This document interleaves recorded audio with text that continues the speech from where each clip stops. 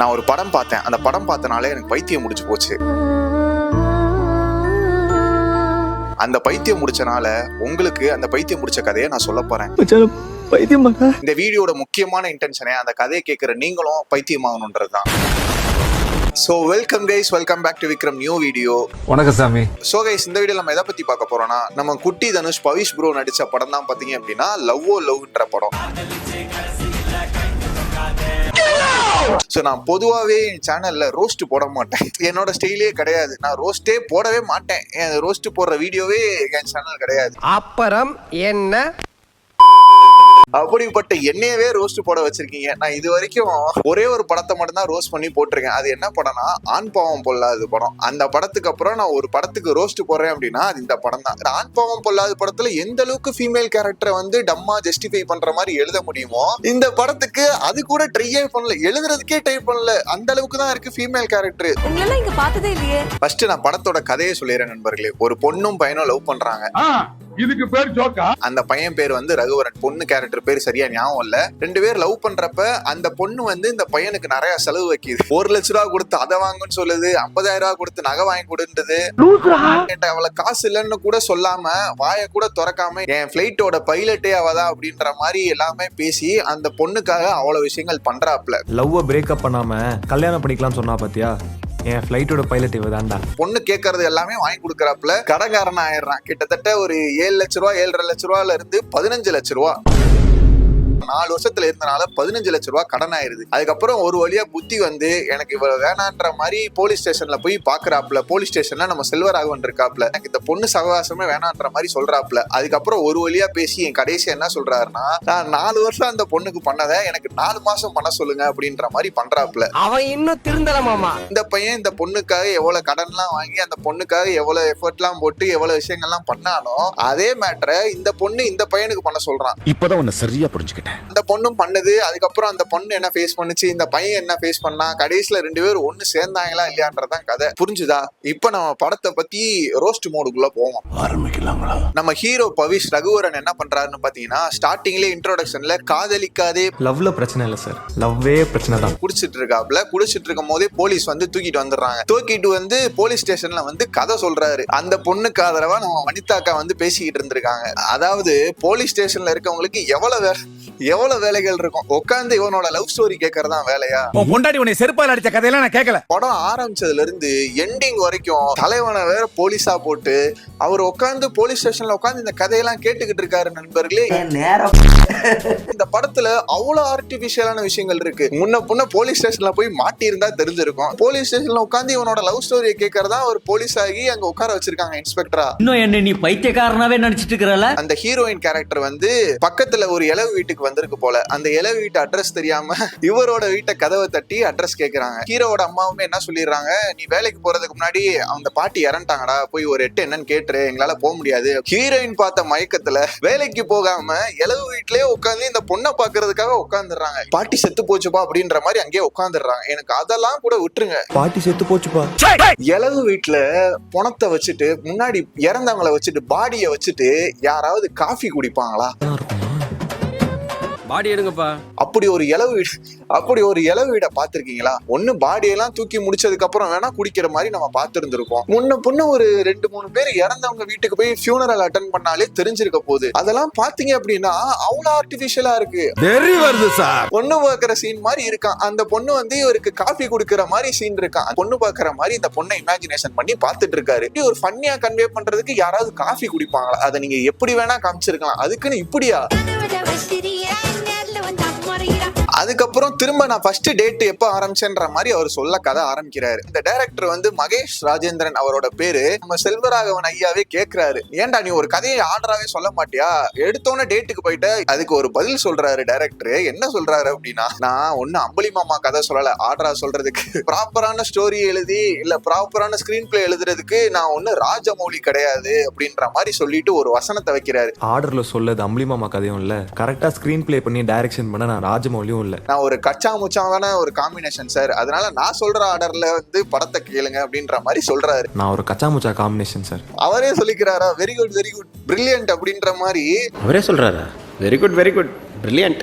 Literally director வந்து அது ஒரு டைலாக்காவே இன்டெலிஜென்ட் விதமா வச்சிருக்காரு. அதெல்லாம் பாக்குறதுக்கு அடுத்து ஹீரோயின் என்ன பண்றாங்க அப்படின்னா, நம்ம 2 பேரும் படத்துக்கு போலாம், வெளியே போலான்ற மாதிரி கூப்பிடுறாங்க. இந்த வண்டி என்னதே இல்லைன்ற மாதிரி நம்ம ரகுவரன் ஹீரோ சொல்றாப்புல, அவர்கிட்ட வண்டியே இல்ல, அதுவே தெரியாம இந்த பொண்ணு டேட்டுக்கு வந்திருக்கு. இந்த பைக் எந்த இல்லையே, மும்பைக்கு எங்க? என்கிட்ட பைக்கே இல்லையே. நீ போய் ஸ்போர்ட்ஸ் பைக் வாங்கிட்டு வா, 3 லட்சம் ரூபாய் கொடுத்து ஸ்போர்ட்ஸ் பைக் வாங்கிட்டு வா, R15 வாங்கிட்டு R15 வாங்கிட்டு வா, அதுக்கப்புறம் உன் கூட டேட் வரேன், அதுக்கப்புறம் நான் உன் கூட வண்டியில உட்காந்து வரேன்ற மாதிரி சொல்றாங்க. இவன் சம்பாதிக்கிறதே 40,000 தான். அவங்க வீட்டுல அப்பா அம்மாவே மிடில் கிளாஸ். இந்த மிடில் கிளாஸ வச்சு மில்க் பண்றத தயவு செஞ்சு விட்டுருங்க. வெறி வருது சார் அப்படின்ற மாதிரி தான் எங்களுக்கு கோவம் வருது. வெறி வருது சார். நம்ம KS ரவிக்குமார் தான் நம்ம ஹீரோ ரகுவரனுக்கு அப்பாவா இருக்காரு. அவருமே வண்டி வாங்குறதுக்கு வந்து கடன் வாங்காதப்பா, நம்மளாம் மிடில் கிளாஸ், நம்மளாம் எங்க போய் கடன் வாங்குறது அப்படின்னு. ஏங்க மிடில் கிளாஸ் கடன் வாங்காம பணக்காரனா இப்ப கடன் வாங்குவான்? நாமெல்லாம் மிடில் கிளாஸ் இல்லையா? அவனோட சக்திக்கு மீறி சம்பளத்துக்கு மீறி செலவு வர்றதுனாலதான் அவன் மாசத்துக்கு வீட்டுல மெயின்டைன் பண்ண முடியாம கடன் வாங்குறான். அது தெரியாம மிடில் கிளாஸ் கடன் வாங்காம அப்ப கடன் கொடுக்கறவன் யாருக்கு வச்சிருக்கான்? மிடில் கிளாஸ்னாலதான் கடன் வாங்குறவனே வட்டிக்கு வரவனே சம்பாரிச்சிட்டு இருக்காங்க, பேங்க்காரங்களுமே சேர்த்து. எங்களை விட்டுருங்க, முடியல. சரி ஒரு வழியா 40,000 தானே சம்பளம் வச்சிருக்கான். சோ EMI-ல 1 லட்ச ரூபா இந்த Yamaha Ray வாங்கலாமான்ட்டு அவன் மைண்ட் செட்ல இருக்க. அந்த பொண்ணுக்கு போன் பண்ணி கேக்குறான், இந்த வண்டிக்கு என்ன குறைச்சல்? நீ Yamaha Ray எல்லாம் வாங்காத, அதெல்லாம் நான் வச்சுட்டு உன் கூட வர மாட்டேன், வாங்கினா ஸ்போர்ட்ஸ் பைக் வாங்கு, எனக்கு அதுதான் பிடிக்கும், என் பட்டெக்ஸ் அதுல தான் உட்காரும் அப்படின்ற மாதிரி தான் அந்த பொண்ணு பேசுது. வாங்குறதுனா ஸ்போர்ட்ஸ் பைக் வாங்கு, இல்லனா ஆள விடு. ஒரு வழியா பாத்தீங்க அப்படின்னா 40,000 ரூபாய் இனிஷியல் அமௌண்டா கொடுத்து மாசம் 6,500 ரூபாய் EMI-ல அந்த வண்டியை புக் பண்றேன். மந்த்லி 6,800 rupees EMI கட்ட வச்சுட்டா சார். அதை ஜஸ்டிஃபை பண்ற மாதிரி அந்த பொண்ணு கிளைமேக்ஸ்ல என்ன சொல்லும் அப்படின்னா, நான் தான் தப்பு பண்ணிட்டேன். பொண்ணுங்க எல்லாருமே அவங்க அப்பாவுக்கு வந்து டேட் லிட்டில் பிரின்சஸா இருப்பாங்க. சோ அப்பாக்கள் வந்து பொண்ணுங்களை அப்படிதான் ட்ரீட் பண்ணுவாங்க. எனக்கு ஸ்போர்ட்ஸ் பைக் வேணும் அப்படின்னா நான் ஸ்போர்ட்ஸ் பைக் வச்சிருக்கவனே நான் கல்யாணம் பண்ணியிருந்திருக்கலாமே, நான் ஸ்போர்ட்ஸ் பைக் வச்சிருக்கவனே லவ் பண்ணியிருந்திருக்கலாமே, நான் ஏன் ஒன்ன வாங்க சொல்றேன்? இன்னும் என்ன நீ பைத்தியக்காரனாவே நினைச்சிட்டு இருக்கிறல? எனக்கு ஒன்ன பிடிச்சிருக்கனால உன் கூட போகணுன்றனால தான் நான் ஸ்போர்ட்ஸ் பைக் வாங்கணும்னு நினைச்சேன். சோ அந்த டேட் லிட்டில் பிரின்சஸ் ஃபீல் வந்து எனக்கு கிடைக்கல. ஆனா எனக்கு அப்பா இல்ல. ஆனா எனக்கு பிடிச்ச பைக்ல ஹேராக்கு கூட டிராவல் பண்ணப்பதான் as a princess ஃபீல் பண்ணேன். அதாவது 40,000 ரூபாய் சம்பளம் வாங்குறவன் கடனை வாங்கி EMI கட்டி தான் அந்த வண்டியே வாங்க போறான். அவனை கடனாளியாக்குறது உங்களுக்கு வந்து ஒன்னும் கஷ்டமா தெரியல. அழகா இருந்தா அறிவு சுத்தமா இருக்காதுன்னு பாத்தியா? டேட் லிட்டில் பிரின்சஸ்னா என்ன தெரியல. தயவு செஞ்சு யாராவது உண்மையாவே டேட் லிட்டில் பிரின்சஸ்லாம் நீங்க இருந்தீங்க அப்படின்னா மறக்காம கமெண்ட்ல சொல்லுங்க. உங்க அப்பா மிடில் கிளாஸா இருக்காரு, உங்க அப்பாவால 3 லட்ச ரூபாய் கொடுத்து ஸ்போர்ட்ஸ் பைக் வாங்க முடியாது. ஒருவேளை உங்க அப்பா உயிரோட இருக்காருன்னு வச்சுப்போம். அப்பா நான் டேட் லிட்டில் பிரின்சஸா ஃபீல் பண்ணணும். அதனால நீங்க என்ன பண்றீங்க, ஒரு R15 வந்து 3 லட்ச ரூபாய் கொடுத்து வாங்குங்க. அப்பனாதான் நான் டேட் லிட்டில் பிரின்சஸா ஃபீல் பண்ணுவேன். Oh my god. அந்த பையன் கிட்ட நீங்க செக்யூர்டா இருக்க ஃபீல் பண்றீங்க. அந்த பையன் வந்து உங்களை சேஃப்டி அண்ட் கேரை நல்லா லவ் கொடுத்து பாத்துக்கிறான் அப்படின்னா அதுவே உங்களுக்கு ஒரு ஃபீல் கொடுக்கும். அந்த ஃபீலை வச்சு நீங்க எதிர்பார்க்காம 3 லட்ச ரூபாய் கடன்காரனா அவனை EMI கட்ட சொல்லி பைக்கை வாங்க வச்சுட்டு இதுல டேட் லிட்டில் பிரின்சஸ்னு ஒரு உருட்டு வேற உருட்டுறீங்க. அதுக்கப்புறம் என்ன சொல்லும் அப்படின்னா, இதெல்லாமே நான் உன்கிட்ட தானே கேட்க முடியும், ஏன்னா நான் உன்னதான் லவ் பண்றேன். அதனால 3 லட்ச ரூபாய் போட்டு நீ பைக்கை கடன்காரனானாலும் EMI கட்டினாலும் பரவாயில்ல, கடன்காரனாயும் என்ன டேட் லிட்டில் பிரின்சஸ் மாதிரி நீ ஃபீல் பண்ண வைக்கணும்ன்ற மாதிரி அந்த பொண்ணு பேசுது, ஜஸ்டிஃபை பண்ணுது. இதுக்கு ஊழல் எல்லாம் பாத்தீங்க அப்படின்னா நான் பண்ணது தப்புன்ற மாதிரி அந்த பொண்ணு ரியலைஸ் பண்ற மாதிரி காமிச்சிட்டு கடைசி எண்டிங்ல நான் பண்ணது தப்பு இல்லைன்ற மாதிரி ஜஸ்டிஃபை தான் பண்ணுது. வெறி வருது சார். அதுக்கப்புறம் கிளைமேக்ஸ்ல இன்னொரு டைலாக் வரும். அது என்னன்னா, கேர்ள்ஸுக்கு வந்து கிஃப்ட் கொடுக்கறதெல்லாம் தாண்டி கிஃப்ட் வாங்குறது தான் பிடிக்கும். உன்னை ஏன் செலவு பண்ண வைக்கிறேன் நீ சொல்றேன்றது தெரியுமா? உங்களுக்கு உங்க பார்ட்னர் வந்து அவனா சர்ப்ரைஸா கிஃப்ட் கொடுக்கணும். நீங்க எல்லாம் போனை போட்டு நாளை கழிச்சு பர்த்டேக்கு எனக்கு சர்ப்ரைஸா ஐபோன் வாங்கி கொடுன்றது வந்து கிஃப்ட் கிடையாது. ரகு நெக்ஸ்ட் வீக் என் பர்த்டே வருது, எனக்கு சர்ப்ரைஸா ஐபோன் கிஃப்ட் பண்ணுன்னு சொன்னியே, உனக்கு சர்ப்ரைஸ் வேணும் நீயே கேட்ட பாத்தியா?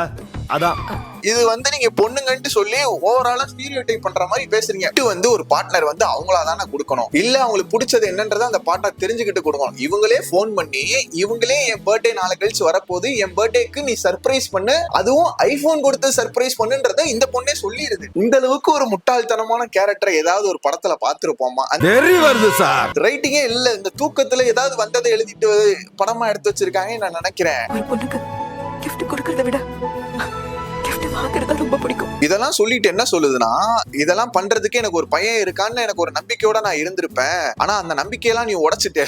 நம்பிக்கையோட ஒரு பையன் இருந்திருப்பான்லாம் இல்ல, ஒரு இழிச்சவையே சிக்கியிருக்கானே நான் நினைச்சிருப்பேன். ஒருத்தன் இருக்கான்ற நம்பிக்கை தான். அந்த நம்பிக்கையெல்லாம் நீ ஒழிச்சிட்டல, என்ன கொன்னுட்டியேடா. என்ன கொன்னுட்டியடா. அந்த பையன் உங்களை கொல்லல, நீங்களும் இந்த பையனும் சேர்ந்து பாக்குற ஆடியன்ஸ் எங்களை கொண்டிருக்கீங்க நீங்க. தெரி வருது சார். இதெல்லாம் விட கிளைமேக்ஸ்ல இன்னொரு டைலாக் என்ன சொல்லும் அப்படின்னா, பொண்ணுங்க க்ளோஸா இருந்தா ஐட்டம்னு சொல்லுவீங்க, பொண்ணுங்க வந்து பேசாம போனா ஆட்டிடியூட்னு சொல்லுவீங்க. அந்த பையன் ரகுவரன்ற பையன் உன்னை எந்த இடத்துல ஐட்டம்ன்ற மாதிரி பேசினான். ஒன்னு க்ளோஸா பேசினா ஐட்டம்னு சொல்றீங்க.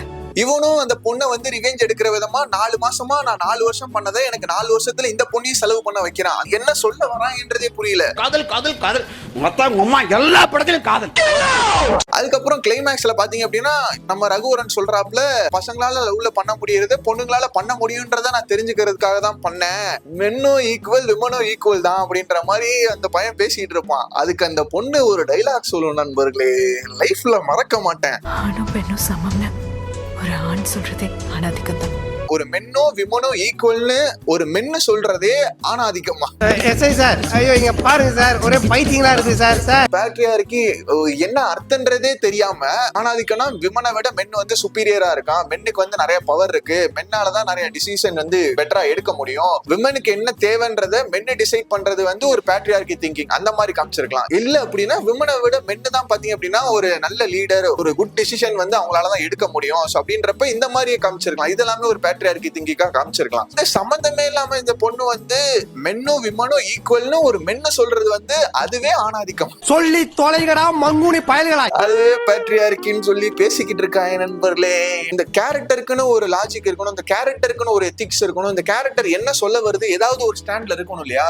அதாவது கடைசியில இந்த மொத்த கில்ட்டி இந்த பையன் மேல போட்டுறது, இந்த கில்ட் எல்லாமே நீங்க முன்னாடியே போட்டிருக்கலாமே. நான் பண்ணதை நீ எனக்கு பண்ணுன்னு சொல்றானே, அப்பயே நீங்க இதெல்லாம் பேசியிருக்கலாமே, அப்பயே உங்களுக்கு ரிலேஷன் வந்திருக்கலாமே, அப்பயே நீங்க இந்த டாட் லிட்டில் பிரின்சஸ் இந்த கதையெல்லாம் நீங்க அப்பயே பேசியிருக்கலாமே மேடம், ஏன் மேடம் அப்பயே பேசல?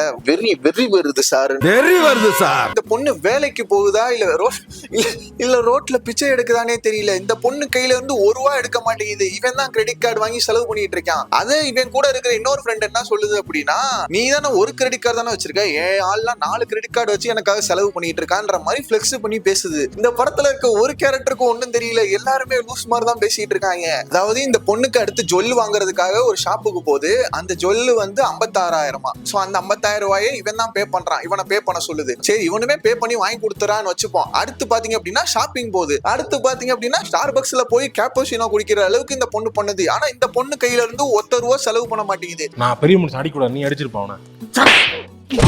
ஆனா இந்த பொண்ணு வேலைக்கு போகுது, நல்ல ஐடி கம்பெனில வேலை பார்க்குது, எல்லாம் பண்ணுது, இந்த பொண்ணு கையிலேயே சம்பாதிக்குது. இவனும் லூசு பையன் அந்த பொண்ணு கேட்கறான்னு சொல்லி வாங்கி கொடுத்துட்டு இருக்கான், இவனும் செலவு பண்றான். இவன் தான் கடன்காரனாங்கிறது தெரிஞ்சும் இப்படி ஒரு பொண்ணு நமக்கு கிடைக்காதுன்ற மாதிரி அவனோட ஃப்ரெண்டு கிட்ட பெருமையா பேசிக்கிட்டு இருக்கான். அவன் இன்னும் திருந்தல மாமா. ஆனா இந்த பொண்ணு வந்து ₹50 பார்கெயின் பண்ணி லோக்கல் மார்க்கெட்ல பேசி சண்டை போட்டுக்கிட்டு இருக்கு. இந்த பொண்ணு ஒரு ₹50 செலவு பண்றதுக்கே இவ்வளவு தூரம் எக்ஸ்ட்ரா பார்கெயின் பண்ணி பேசுது.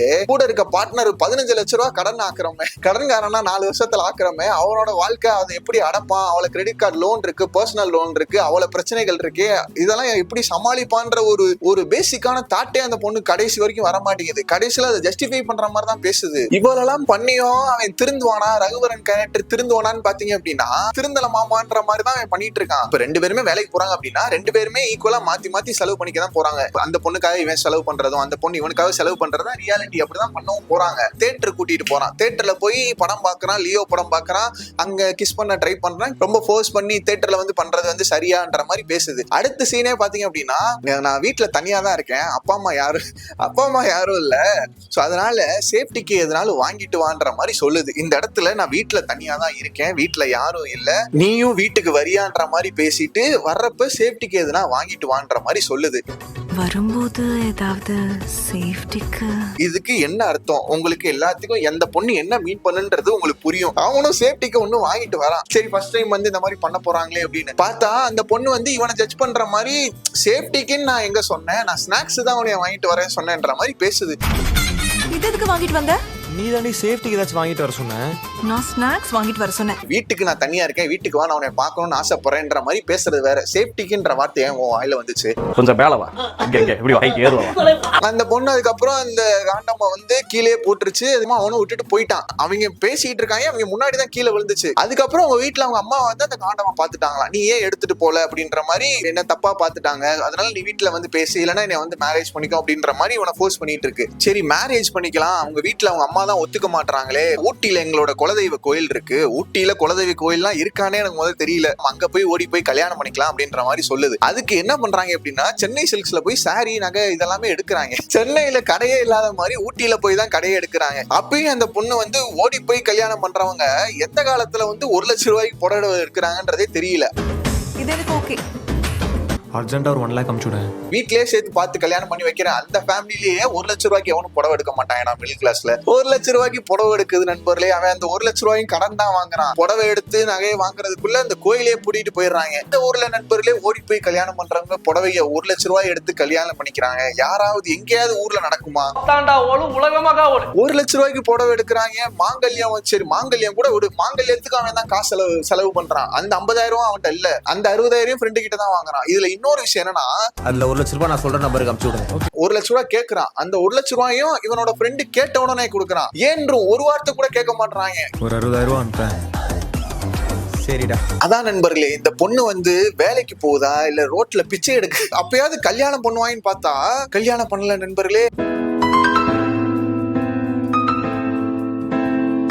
அவங்க அம்மா ஒரு வார்த்தை சொன்னோன்னே அவங்க அம்மா கூட போயிருச்சு அப்படின்ற மாதிரி இவனை விட்டுட்டு போயிருச்சு. அதுக்கப்புறம் 4 மாசத்துல நான் பண்ணதை நீ எனக்கு பண்ணுன்ற மாதிரி இந்த பொண்ணு வந்து இவனுக்கு சரக்கு வாங்கி கொடுக்குது, எல்லாம் பண்ணுது, பிக்கப் டிராப் இந்த மாதிரியான விஷயங்கள் பண்ணுது, இவனுக்கு கேட்கிற விஷயங்கள்லாம் வாங்கி கொடுக்குது. அந்த மாதிரியான விஷயங்களும் அந்த பொண்ணும் பண்ணுது. இந்த பொண்ணு பர்த்டேக்கு வந்து ட்ரீட் கொடுக்கும். பொண்ணோட ஃப்ரெண்ட்ஸ் இவனும் வந்திருப்பான். நம்ம ரகுவரன் என்ன சொல்லுவான் அப்படின்னா, சாப்பிட்ற ஃபுட்டுக்கு நான் பே பண்றேன், நீங்க வேஸ்ட் பண்ற ஃபுட்டுக்கு நான் பே பண்ண மாட்டேன். அதுக்கப்புறம் அவரு என்ன சொல்லுவாரு அப்படின்னா, அவங்க எல்லாம் போயிருவாங்க. யாரு ஃப்ரெண்ட்ஸ்? இவங்க எல்லாம் உன் ஃப்ரெண்ட்ஸா? நீ இவ்வளவு கடன்காரனா இருக்கேன்னு தெரிஞ்சும் ட்ரீட் கேக்குறாங்க பாரு, இந்த ட்ரீட்டே வேணாம் உனக்கு செலவாகும்னு சொல்லுவாங்க பாத்தியா, அதுதான் ஃப்ரெண்ட்ஸ். இதுவே நீ ட்ரீட்னு கூப்பிடும் போது நீ தான் காசு இல்லாம கஷ்டப்படுறியே, இப்போ எதுக்கு இவ்வளவு செலவுன்னு கேட்டிருந்தா இவங்க ஃப்ரெண்ட்ஸ். சோ இவங்க எல்லாம் உன் ஃப்ரெண்ட்ஸ் நீ சொல்றியா அப்படின்ற மாதிரி அவர் பேசுவாரு. ஆனா சார் என்ன பண்ணுவாரு, ஃப்ரெண்டு கிட்ட வந்து 1 லட்சம் ரூபாய் கடன் வாங்குவாரு. அந்த ஃப்ரெண்டும் இவர்கிட்ட கொடுப்பாரு. அந்த ஃப்ரெண்டும் நீ ஆல்ரெடி மச்சான் இவ்வளவு கடன் வாங்கியிருக்க, அந்த ஃப்ரெண்டுக்கு வந்து அப்பயும் அந்த ஃப்ரெண்டு ஒரு புத்தியும் சொல்ல மாட்டாரு. அதாவது இவன் ஃப்ரெண்டுக்கே அறிவு இருக்காது, ஆனா இந்த பொண்ணோட ஃப்ரெண்டுக்கு வந்து அறிவு சொல்ற மாதிரி இந்த பொண்ணுக்கு புத்திமதி சொல்லிட்டு இருப்பாரு.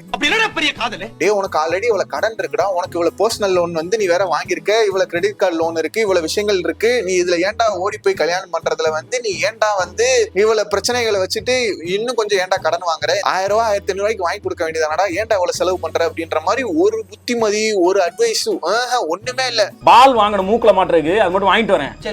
ஜோக்கர் உங்க ஃப்ரெண்டு கிட்ட நீங்க போனை போட்டு கேக்குறீங்க, மச்சான் ஒரு 1 லட்சம் ரூபா இருந்தா அனுப்புடான்னு சொல்றீங்க. அந்த 1 லட்சம் ரூபாய உங்க ஃப்ரெண்டு ஏன்னு ஒரு வார்த்தை கேட்க மாட்டானா? ஜஸ்ட் ஒரு வார்த்தை, அவன் தரான் தரலன்றது ரெண்டாவது, அட்லீஸ்ட் ஏனாவது ஒரு வார்த்தை கேட்பான் இல்லையா? ஒரு வார்த்தை கேட்கல, கேட்ட உடனே 1 லட்சம் ரூபா, அடுத்து 60,000, அடுத்து அதையும் கொடுத்துறான். இந்த மாதிரி ஃப்ரெண்ட்ஷிப்பை வச்சுட்டு இவன் வந்து இந்த பொண்ணோட ஃப்ரெண்ட்ஷிப்க்கு புத்திமதி சொல்லிக்கிட்டு இருக்கான். அதுக்கப்புறமா இந்த பொண்ணு லோன் எடுக்குது, லோனு ரிஜெக்ட் ஆகுது, கார்டு அந்த பொண்ணு அது மாதிரி கிரெடிட் கார்டு எல்லாம் யூஸ் பண்ணுது. அந்த பொண்ணையும் வேலை விட்டு தூக்கிடுறாங்க, அந்த பொண்ணு வேலைக்கும் போறது இல்ல. இந்த வீடியோல நான் ரோஸ்ட் பண்ணும், இந்த படத்தை ரோஸ்ட் பண்றதுக்கான முக்கியமான ரீசன் வந்து இந்த ஒரு சீன் தான். இந்த அளவுக்கு முட்டாள்தனமான ரைட்டிங் வந்து ஆண் பாவம் பொல்லாத படத்துல கூட இருந்திருக்காது. இந்த பொண்ணு வந்து அவங்க வீட்டு பத்திரம் 2 கோடி ரூபாய் இருக்கும்னு நினைக்கிறேன் அந்த வீட்டோட மதிப்பு. அந்த 2 கோடி ரூபாய் பத்திரத்தை 15 லட்சம் ரூபாய்க்காக 2 கோடி ரூபாய் பத்திரத்தை தூக்கிட்டு வரும். சரி அதை கூட விட்டுருங்க, அது கூட வேணாம். பத்திரத்தை வந்து நம்ம யார்கிட்ட கொண்டு போய் கொடுக்கணும்? ஒண்ணு பத்திரம் அந்த யாராவது காசு கொடுக்குறாங்க அப்படின்னா வட்டி கொடுக்குறவங்க போய் கொடுக்கணும், இல்ல பேங்க்ல கொடுக்குறாங்கன்னா பேங்க்ல கொடுக்கணும். அந்த பொண்ணு என்ன பண்ணும் அப்படின்னா 2 கோடி ரூபாய் வீட்டு பத்திரத்தை வெறும் 15 லட்சம் ரூபாய்க்காக அவங்க அம்மா வேலை பார்க்கிற இடத்துலயே கொண்டு போய் கொடுத்துரும். அந்த பொண்ணுக்கு அவங்க அம்மா அங்கதான் வேலை பாக்குறாங்கன்றது கூட தெரியாது. அந்த பத்திரம் கடைசியில போய் அவங்க அம்மா கிட்ட தான் போய் சேரும். வீட்டு பத்திரத்தை அடகு வைக்கிற அளவுக்கு இவளுக்கு என்ன பிரச்சனை? இங்க பாரு, ஒன்னாலதான்டா என் பொண்ணு கடன்காரனாகி என் வீட்டு பத்திரத்தை எனக்கே தெரியாம வந்து விக்கிற அளவுக்கு காசு வாங்குற அளவுக்கு வந்திருக்கா, ஏன்டா அப்படி இருக்க, ஒன்னாலதான்டா என் பொண்ணு நாசமா போறா அப்படின்ற மாதிரி அவங்க அம்மா பேசுவாங்க. அதுக்கப்புறம் தான் நம்ம ரகுவரன் வாயவே திறப்பாப்ல, உங்க பொண்ணுனாலதான் நான் ரோட்ல நிக்கிறேன், உங்க பொண்ணுனாலதான் நான் பிச்சை எடுத்துட்டு கடன்காரனா சுத்திட்டு இருக்கேன்ற மாதிரி அவங்க அம்மாக்கு அதுக்கப்புறம் தான் உரைக்கும். அதுக்கப்புறமா தான் அவங்க அம்மா போய் அந்த பொண்ணு கிட்டே பேசுவாங்க. இந்த பொண்ணு எந்த அளவுக்கு ஒரு முட்டாளா இருந்தா அவங்க அம்மா கிட்டே போய் பத்திரத்தை கொடுக்கும்.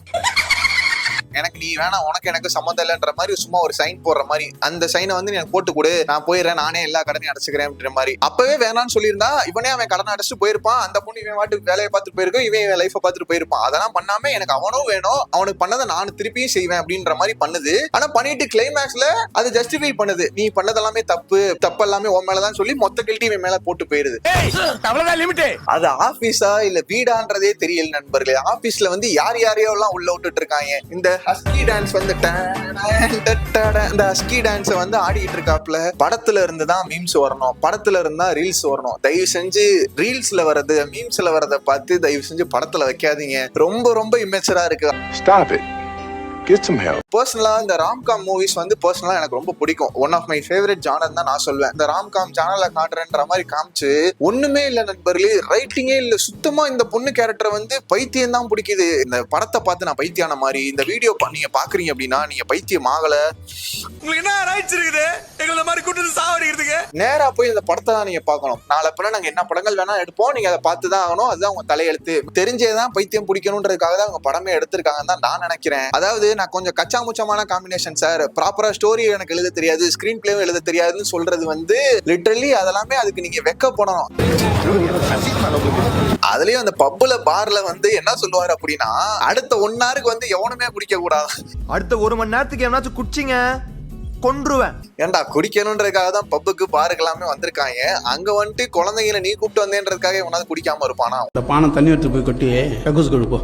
கே.எஸ். ரவிக்குமார் எல்லாம் அவங்க அப்பா கேரக்டர் எல்லாமே ரொம்ப ஃபீல் ஆகுறாங்க. அவங்கள ஊரை விட்டு போயிடுறாங்க. அவங்க அப்பா அம்மாக்கு என்ன ஆச்சுன்றே தெரியல. 15 லட்சமா கடன்காரனாக்கி விட்டு கிரெடிட் கார்டை வாங்கி லோனை கட்டி பர்சனல் லோன் வாங்கி நிறைய இடத்துல கடன் வாங்கி மிதி வாங்கி அவனோட வண்டியை தூக்கிட்டு போய் வேணா ரகுவரன் நான் இனிமே உங்ககிட்ட பேச வேணாம், நீ உன் லைஃபை பாரு, நான் என் லைஃபை பாத்துக்கிறேன் அப்படின்ற மாதிரி சொல்லிட்டு போயிருது. அதுவே ஒரு பெஸ்டான எண்டிங்கா இருந்திருக்கும். இந்த படத்துல 2 கேரக்டருமே ஒன்னா சேர்ந்திருக்க கூடாது. இவன் லைஃப பார்த்துட்டு போயிருக்கணும், இல்ல இவன் லைஃப பார்த்துட்டு போயிருக்கணும். ஆனா கடைசியில என்ன பண்ணுவாங்க அப்படின்னா, திரும்ப எண்டு கிரெடிட்ஸ்ல வந்து நம்ம ஒரு ஃபேமிலி மேனா திரும்ப ரகுவரன் என்ட்ரி கொடுக்குறாப்ல. அப்புறம் செல்வராகவனுக்கு பார்த்து ஒரு ஷாக்கு, டேய் நீ இன்னும் சாவலையாடான்ற மாதிரி அவர் ஒரு ஷாக் கொடுப்பாரு.